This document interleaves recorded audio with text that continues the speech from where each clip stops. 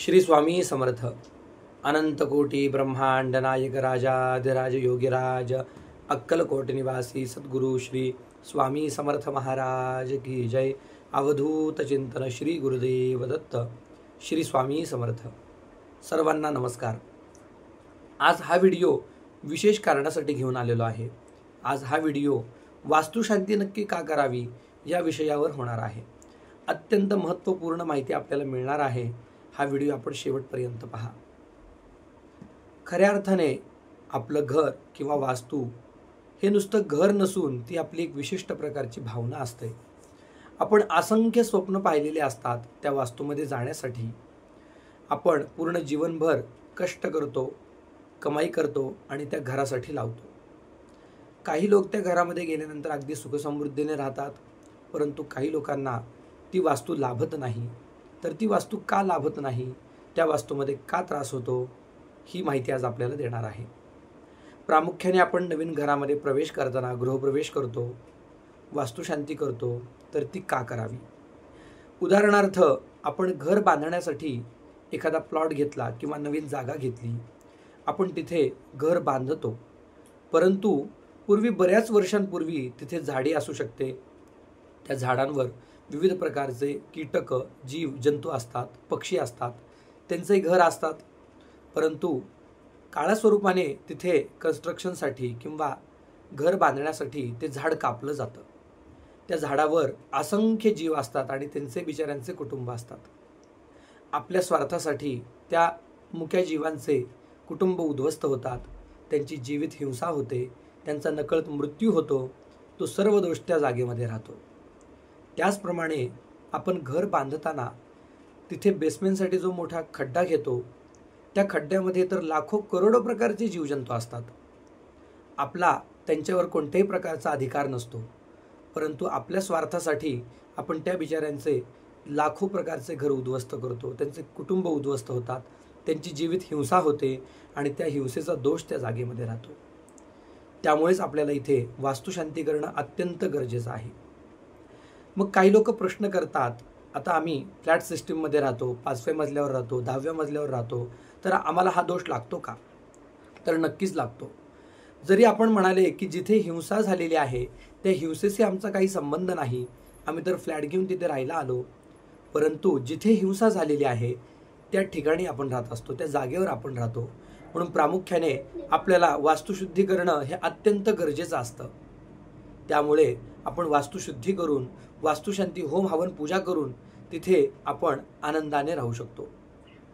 त्याचप्रमाणे दुसरं कारण म्हणजे असं आहे, तिथे वास्तू बांधत असताना जे कामगार वर्ग काम करत असतात, कष्ट करत असतात, तेव्हा नकळत त्यांना जखम होते, काही जणांचं रक्त तिथे सांडतं, त्याचाही दोष त्या वास्तूमध्ये निर्माण होतो. त्याचप्रमाणे वास्तूसाठी येणारं जे सामान असतं, जे मटेरियल असतं, ते कुठून येतं आपल्याला काहीही माहीत नसतं.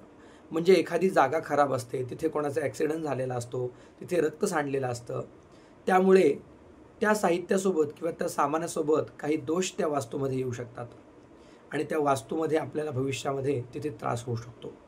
म्हणून आपण वास्तुशांती करताना वास्तुशुद्धी करूनच त्या वास्तूमध्ये प्रवेश करावा. प्रामुख्याने वास्तुशांतीमध्ये आपण जेव्हा गृहप्रवेश करतो, गृहप्रवेश करण्याचं पण विशिष्ट एक कारण आहे. याचं कारण बऱ्याच लोकांना माहीत नसतं. अनेक वेळेला आता मी पौरोहित्य करतो, त्यामुळे ज्या यजमानांच्या घरी मी वास्तुशांती पूजा करतो किंवा गृहप्रवेश करतो, तर सर्वांना सर्वप्रथम माहिती सांगतो, आपण गृहप्रवेश का करावा, वास्तुशांती का करावी. कारण जे कार्य आपण करतो त्या कार्यामागचं कारण आपल्याला समजणं अत्यंत आवश्यक असतं. नाहीतर नुसतेच आम्ही आलो आणि पूजा करून गेलो, याला काही अर्थ नाही. म्हणून आपण गृहप्रवेश करताना जेव्हा द्वारपूजन करतो, उंबऱ्याचं पूजन करतो आणि डोक्यावर कलश घेऊन पूर्ण घरामध्ये मिरवतो. याचं कारण नक्की काय आहे? जेव्हा आपण घरामध्ये प्रवेश करतो, सर्वप्रथम आपल्याला तिथे पाण्याची आवश्यकता भासते. कारण अर्थातच पाणी हे आपलं जीवन आहे, पाणी हे सुखसमृद्धीचं प्रतीक आहे आणि घरामध्ये जर पाणीच नसेल तर आपण जगू शकत नाही. शास्त्रामध्ये असं म्हटलेलं आहे, आपो वै सर्वा देवता. पाण्याला आप असं म्हटलं जातं आणि आपो वै सर्वा देवता म्हणजे पाण्यामध्ये सर्व देवतेंचा वास असतो. म्हणून जेव्हा आपण नवीन घर घेतो किंवा घर बांधतो तर सर्वप्रथम तिथे अधिकार कोणाचा असतो, तर तो आपल्या कुलदेवतेचा अधिकार असतो, वास्तुपुरुषाचा अधिकार असतो.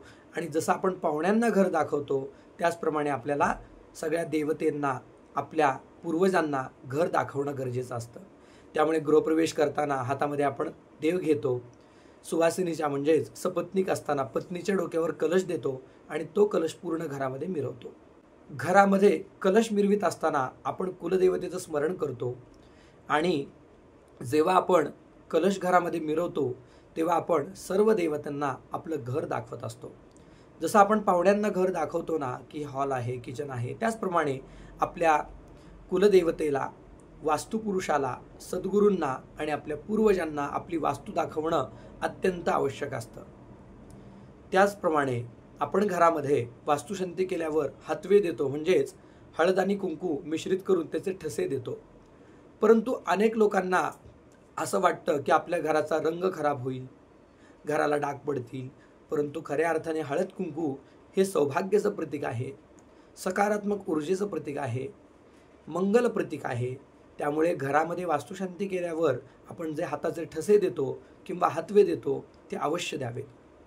जरी सगळीकडे देणं शक्य नसेल तर आपण आपल्या वास्तूच्या मुख्य प्रवेशद्वारावर, त्याचप्रमाणे जिथे आपण देव ठेवतो देवांच्या जवळ, जिथे आपण वास्तुपुरुषाची स्थापना करतो त्या वास्तुपुरुषाच्या जवळ आपण हाताचे ठसे अवश्य द्यावेत.